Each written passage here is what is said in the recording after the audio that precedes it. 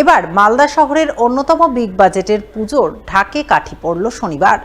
মালদা শিবাজি সংঘের খুঁটি পুজো সম্পন্ন হলো সাড়ম্বরে।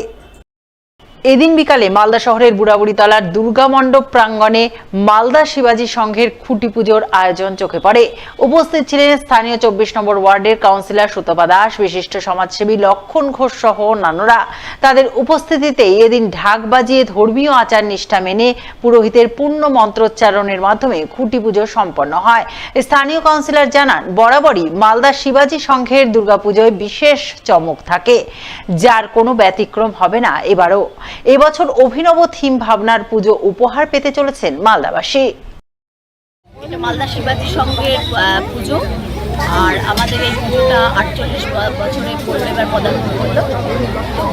অন্য বছরের মতো এবছরও শিবাজি সংঘ মালদাবাসীর কাছে একটা চমক আনতে চলেছে, যদিও আমরা এটা সাসপেন্স রাখবো। এই মুহূর্তে আমরা ব্যাপারটাকে বলছি না, একেবারে সেটা পঞ্চমী দিনই সবাই জানতে পারবে।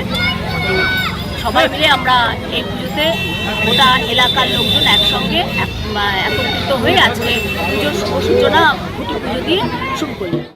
মালদা জেলা জুড়ে চলা রক্ত সংকট মোকাবিলায় এবার এগিয়ে এলেন মালদা রেলওয়ে হাসপাতাল কর্তৃপক্ষ। শনিবার আয়োজন করলেন এক রক্তদান শিবির অনুষ্ঠিত হয় মালদা রেলওয়ে হাসপাতালে। উপস্থিত ছিলেন রেলের মালদা ডিভিশনের ডিআরএম মনীশ গুপ্তা, রেলওয়ে হাসপাতালের চিকিৎসক অনুপা ঘোষ, সুমন লোধ, ভারত স্কাউটস অ্যান্ড গাইডসের জেলা রক্তদান শিবিরের আহ্বায়ক অনিল কুমার সাহা সহ অন্যান্যরা। এদিনের শিবিরে চিকিৎসক সহ সাধারণ রেল কর্মচারীরা মিলিয়ে প্রায় 25 জন রক্তদান করেন।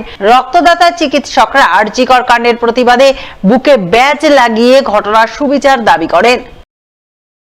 Event is organized by Division Railway Hospital Malda on 24th, and it show a massive public participation for railway employees and non-railway employees, on the general public, rose to the occasion and became one of the blood donors.